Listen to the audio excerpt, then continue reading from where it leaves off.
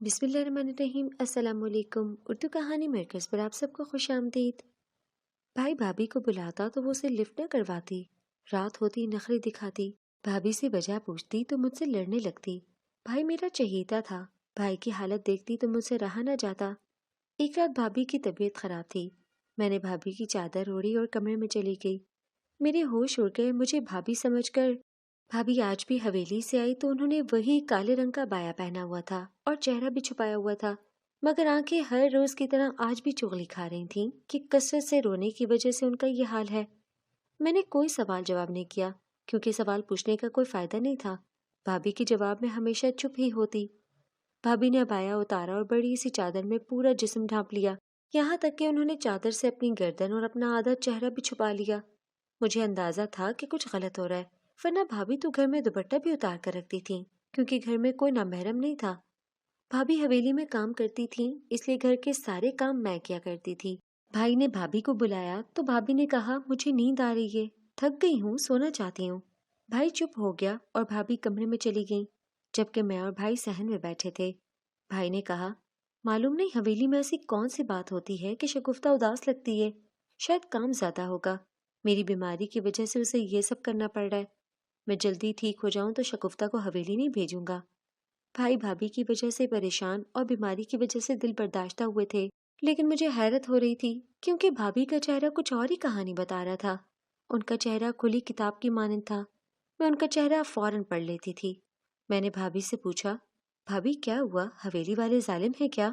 تو وہ مصنوعی ہنسی ہنس کر بولی نہیں پگلی، ایسا نہیں ہے، بھلا ظالم کیوں ہوں گے؟ میں نے کہا پھر آپ کے چہرے پر ظلم کی داستان کیوں رقم ہوتی ہے؟ بھابھی کا اداس چہرہ اور ان کی چال چلن کچھ عجیب لگ رہی تھی، مجھے سمجھ نہیں آ رہا تھا کہ آخر کیا معاملہ ہے۔ وہ مجھ سے ہر بات کرتی تھی، لیکن اس بار مجھے لگ رہا تھا کہ وہ مجھ سے کچھ چھپا رہی ہیں۔ بھابھی نہا کر نکلی تو ان کے ہاتھوں اور پیروں پر عجیب و غریب قسم کے نشان تھے، جیسے کسی نے انہیں سگریٹ سے جلایا ہو، اور جب میں ان کے ہاتھوں کی طرف دیکھنے لگی تو بھابھی نے ایک دم سے کپڑا کھینچ لیا اور کمرے میں چلی گئی۔ بھابھی بالکل کمزور ہوتی جا رہی تھیں، انہوں نے کھانا پینا بھی بند کر دیا تھا، شاید بھائی کی فکر بھی تھی یا تو حویلی میں محنت مشقت والا کام کرتی تھیں، اس وجہ سے ان کی ایسی حالت ہو رہی تھی۔ میں نے بھابھی سے کہا کہ میں حویلی کام پر چلی جاتی ہوں، آپ گھر پر رہیں، کچھ دن آرام کریں۔ تب انہوں نے مجھے سختی سے منع کر دیا اور کہا خبردار، جو تم نے حویلی جانے کا سوچا بھی تو تم گھر سے پاؤں بھی مت نکالنا، تم بس اپنے بھائی کے ساتھ رہنا کیونکہ انہیں اکیلا نہیں چھوڑ سکتے۔ اگلے روز صبح سویرے ہی بھابھی حویلی چلی گئیں، پھر دوپہر کو ہی واپس آئیں۔ ان کے ہاتھ میں کچھ پیسے تھے اور انہوں نے وہ میرے ہاتھ میں دے دیے اور کہا کہ احتشام کو دے دینا، ظفر کی دوائیاں منگوا لینا۔ آج بھی میں نے دیکھا کہ بھابھی بہت مایوس اور اداس لگ رہی تھیں اور ان کے زخم پھر تازہ لگ رہے تھے۔ ان کے زخموں کو دیکھ کر مجھے جھرجھری آ گئی، لیکن ان سے کسی قسم کا سوال جواب نہیں پوچھا۔ مجھے لگ رہا تھا کہ وہ مجھ سے کچھ چھپا رہی ہیں۔ میں دوائیوں کا پرچہ اٹھا کر احتشام کو دے آئی۔ احتشام میری خالہ کا بیٹا تھا اور میرا منگیتر تھا۔ بھائی کی دوائیاں، سودا سلف وہی ہمیں لا کر دیتا تھا، ہم دونوں ایک دوسرے کو پسند کرتے تھے۔ احتشام نے مجھ سے میری پریشانی کی وجہ پوچھی تو میں نے اسے سب بتا دیا کہ میں بھابھی کی وجہ سے پریشانی میں مبتلا ہوں، بھابھی کے ساتھ حویلی میں کچھ غلط ہو رہا ہے، مجھے ایسے لگ رہا ہے جیسے بھابھی اپنے زخموں کے نشان ہم سے چھپا رہی ہیں۔ کبھی کبھی تو مجھے لگتا ہے کہ حویلی کے مرد عورتیں بھابھی کے ساتھ کوئی تشدد کرتے ہیں، انہیں مارتے پیٹتے ہیں۔ مجھے رونا آ گیا اور میں نے احتشام کو کہا کہ کاش بھائی ٹھیک ہوتا تو آج بھابھی اتنی مار پیٹ سہنے کے بعد چند موڑے توڑے نوٹ لے کر گھر نہیں آتی۔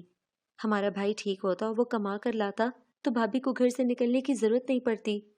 احتشام نے مجھے تسلی دی اور کہا کہ تم پریشان مت ہو، سب ٹھیک ہو جائے گا، ظفر بھائی جلد ٹھیک ہو جائیں گے۔ بھابھی کو حویلی جاتے ہوئے تقریباً 15 دن گزر گئے تھے۔ میں جو سوچ رہی تھی کہ چند دن کام کرنے کے بعد ہی ہمیں قرضہ مل جائے گا، ہم بھائی کا علاج کروائیں گے، یہ صرف اور صرف میرا وہم ہی تھا۔ خدا ہی بہتر جانتا ہے کہ بھابھی کو کتنے عرصے تک ان کی خدمت کرنی ہوگی۔ آج میں نے بھابھی کو پکڑ لیا اور کہا بتائیں آپ کے جسم پر یہ کیسے نشان ہیں، حویلی میں آپ کے ساتھ کیا ہوتا ہے؟ بھابھی غصہ ہو گئی اور بولی تم کیوں بال کی کھال اتارنے لگی ہو، ہر بات بتانے والی نہیں ہوتی، ویسے بھی تم ابھی چھوٹی ہو، اپنے کام سے کام رکھا کرو۔ اس سے پہلے کہ ہم دونوں اس معاملے پر بحث کرتی، بھابھی کی امی گھر کے اندر داخل ہو گئی اور میں ان کے لیے پانی لینے چلی گئی، جبکہ میری بھابھی اپنی امی کے ساتھ بیٹھ کر ہی باتیں کرنے لگی۔ اب میرے دل میں آ رہا تھا کہ میں ایک دن خود حویلی جاؤں اور جا کر دیکھوں کہ آخر معاملہ کیا ہے، نہ جانے یہ آزمائش کب ختم ہوگی، میں نے دل ہی دل میں سوچا۔ رات سے بھابھی کو تیز بخار تھا، اگلے دن جب میں صبح سو کر اٹھی تب بھابھی کا حال مزید برا ہو چکا تھا۔ وہ بخار میں تپ رہی تھیں۔ میں نے ان کے لیے جلدی سے ناشتہ بنایا اور ان کے قریب پڑی میز پر رکھ دیا۔ گھر میں جو چند بخار کی گولیاں پڑی تھیں وہ بھی میں نے ان کے قریب رکھ دیں۔ بھابھی کو جن جن چیزوں کی ضرورت پڑ سکتی تھی میں وہ رکھ چکی تھی، اس لیے اب بے فکر تھی۔ آج میں نے پکا ارادہ کر لیا تھا کہ حویلی چکر لگا کر ہی آؤں گی، تاکہ مجھے بھی تو پتہ چلے کہ وہاں کیا کیا گل کھلایا جاتا ہے۔ میں بھابھی کا بایا پہن کر چہرہ چھپا کر دروازے کے اندر داخل ہونے ہی والی تھی جب ایک آدمی نے مجھے روک دیا۔ اس کی آواز بہت کھردری تھی۔ نہ جانے کیوں میرا پورا وجود خوف سے کانپنے لگا۔ میں خود پر قابو رکھنے کی کوشش کر رہی تھی جو مجھے مشکل لگ رہا تھا۔ وہ مجھ سے بولا، سائیں تمہارے ہی پوچھ رہے تھے، جلدی اندر جاؤ۔ اس کا مطلب تھا کہ اس آدمی نے مجھے بھابھی ہی سمجھا تھا۔ میں راستوں سے انجان تھی، اس لیے غائب دماغی سے چل رہی تھی۔ تب ایک عورت آئی جو شاید حویلی کی پرانی ملازمت تھی۔ وہ دراصل میں بول ہی رہی تھی کہ اس نے میرا ہاتھ پکڑا اور مجھے اندر لے گئی۔ ایک طرف سے اچھا تھا کیونکہ مجھے راستہ پتہ نہیں تھا۔ حویلی بہت زیادہ بڑی تھی اور ہر جگہ کوئی نہ کوئی ملازم اور ملازمہ مل جاتی، مگر ابایا کی وجہ سے کوئی مجھے پہچان نہ سکا۔ سب مجھے بھابھی ہی سمجھ رہے تھے۔ مجھے کوئی پہچان نہ لے اس لحاظ سے میں خوفزدہ بھی تھی، مگر اب میرا خوف قدرے کم ہوا تھا۔ تھوڑی دیر بعد میں اس کے ساتھ حویلی کے اندر داخل ہو گئی۔ حویلی جتنی باہر سے خوبصورت تھی اس سے کہیں زیادہ اندر سے خوبصورت تھی، لیکن حیرت کی بات یہ تھی کہ اس وقت حویلی بالکل خاموش پڑی تھی۔ کسی کی کوئی آواز سنائی نہیں دے رہی تھی۔ میں نے ملازمہ سے پوچھا کہ سب کہاں ہیں؟ میری بات سن کر اس نے مجھے کہا کہ سب اپنے کاموں میں مصروف ہیں، کسی کو بھی بولنے کی یا کوئی بات کرنے کی اجازت نہیں ہے۔ تھوڑی دیر بعد وہ مجھے وڈیرے کے کمرے کی طرف لے گئی۔ اس نے مجھے اکیلے کمرے میں جانے کے لیے کہا۔ میں اندر جانے سے ہچکچا رہی تھی۔ میں نے دیکھا کہ وہ عورت مجھے کافی عجیب نظروں سے گھور رہی تھی۔ اس کی آنکھوں میں ایک عجیب سی چمک تھی، جبکہ اس کے چہرے پر ایک مکروہ مسکراہٹ پھیلی ہوئی تھی۔ فکر مت کرو، تم بہت جلد آتی ہو جاؤ گی، یہ کہہ کر اس نے دروازہ کھول دیا اور مجھے کمرے کے اندر دھکیل دیا۔ سامنے ایک آدمی بیٹھا ہوا تھا۔ مجھے دیکھ کر وہ مسکرانے لگا۔ اس نے مجھے اپنے سامنے بیٹھنے کے لیے کہا۔ وہ مجھے بہت غور سے دیکھ رہا تھا۔ میں اپنا نقاب ٹھیک کرنے لگی۔ مجھے یہ بھی خوف تھا کہ کہیں وہ مجھے پہچان نہ لے۔ کام کی بات کرنے کے بعد وہ اپنی جگہ سے اٹھ کر میرے قریب آ کر بیٹھ گیا۔ میں اس سب کے لیے بالکل تیار نہیں تھی۔ میں اٹھ کر جانے لگی کہ اس نے میرا ہاتھ زبردستی پکڑ لیا اور زوردار آواز میں بولا، جب تک میں تمہیں جانے کی اجازت نہیں دوں گا تب تک تم یہاں سے نہیں ہل سکتی۔ اگر تم نے یہاں سے کہیں جانے کی کوشش کی تو تمہارا وہ حال کروں گا کہ چلنے کے قابل بھی نہیں رہو گی۔ میں خود کو اس سے آزاد کروانے کی کوشش کر رہی تھی، لیکن اس کی گرفت بہت مضبوط تھی۔ کافی دیر تک میں کوشش ہی کرتی رہی، لیکن آخر میں ناکام ہو گئی۔ اس دوران وہ صرف اور صرف مجھے مسکراتے ہوئے دیکھ رہا تھا اور میری بے بسی پر خوش ہو رہا تھا۔ مجھے شدت سے رونا آ رہا تھا۔ مجھے ایک بے بس عورت بہت پسند ہے، اس نے مکروہ انداز میں کہا اور دوبارہ مسکرانے لگا۔ مجھے اس کی مسکراہٹ زہر لگ رہی تھی۔ اس کے بعد وہ مجھے مارنے لگا اور تنگ کرنے لگا۔ وہ جگہ جگہ مجھے سگریٹ سے جلا رہا تھا۔ میری سسکیاں نکل رہی تھیں۔ تکلیف کے مارے میرا برا حال تھا۔ اس دوران اس نے میرے چہرے پر ہاتھ رکھا ہوا تھا۔ میں کسی کو بھی اپنی مدد کے لیے نہیں پکار سکتی تھی۔ اس وقت مجھے اپنی بھابھی کی حالت کا اندازہ ہو رہا تھا کہ میری بھابھی کس قدر تکلیف سے گزر چکی ہے۔ اس نے کتنا ظلم سہا ہے۔ ہر روز وہ شخص کی درندگی کا نشانہ بنتی تھی اور اس کے جسم پہ جو تشدد کے نشان تھے انہیں وہ چادر سے چھپا کر رکھتی تھی۔ اب میری بھابھی کی بیماری اور اس کی بدحالی کی وجہ مجھے سمجھ میں آ گئی تھی۔ یہ درندہ میری بھابھی کے ساتھ ایسا سلوک کرتا تھا، اور میری بھابھی اتنی معصوم تھی اور اتنی مجبور تھی کہ وہ مجھ سے بھی اپنے دل کا حال بیان نہیں کر سکی۔ مجبوری اور غربت انسان کو ہر وہ کام کرنے کے لیے مجبور کر دیتی ہے جو عام حالت میں انسان کبھی نہیں کر سکتا۔ کافی دیر تک میں تکلیف میں مبتلا رہی۔ اچانک اسے کیا سوجھی کہ وہ میرا ہاتھ میرے نقاب کی طرف لے جانے لگا۔ اس سے پہلے کہ وہ میرا نقاب اتارتا، اچانک سے دروازہ دھڑام سے کھلا۔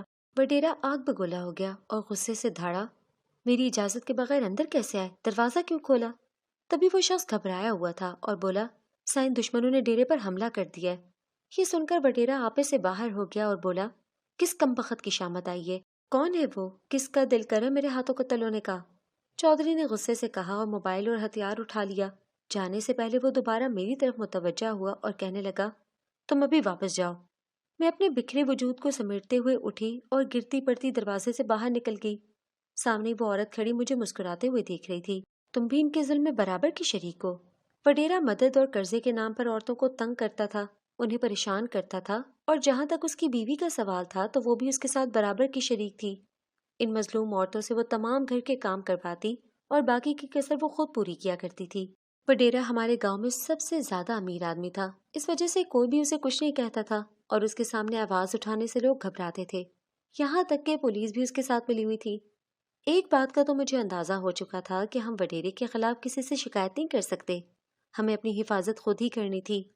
سب سے پہلا کام جو میں نے کرنا تھا وہ یہاں سے نکلنا تھا۔ میں نے گھر جا کر احتشام کو اعتماد میں لیا اور انہیں ساری بات بتا دی۔ میری بات سن کر احتشام پریشان ہو گیا۔ دوسری طرف میری بھابھی کی طبیعت ابھی بھی خراب تھی، وہ چلنے کے قابل نہیں تھی۔ میں بہت پریشان تھی اور سوچ رہی تھی کہ اس مسئلے کا حل ہم کس طرح نکالیں۔ اب اگر بھابھی حویلی نہ جاتی تب بھی وڈیرا اس بات کو اپنی انا کا مسئلہ بنا لیتا، اور وڈیروں کی تو عادت ہوتی ہے کہ غریبوں کی عورتوں کو اٹھواتے ہیں یا ان کے گھروں پر حملے کرتے ہیں۔ وہ کچھ بھی کر سکتا تھا کیونکہ بھابھی اس کی نظر میں آ گئی تھی، اور جب تک وہ بھابھی سے فائدہ نہیں اٹھاتا اسے جانے نہیں دیتا۔ میں سخت پریشان تھی۔ اس بارے میں نے احتشام سے بھی بات کی کہ ہمیں کسی طرح اس گاؤں سے نکالو۔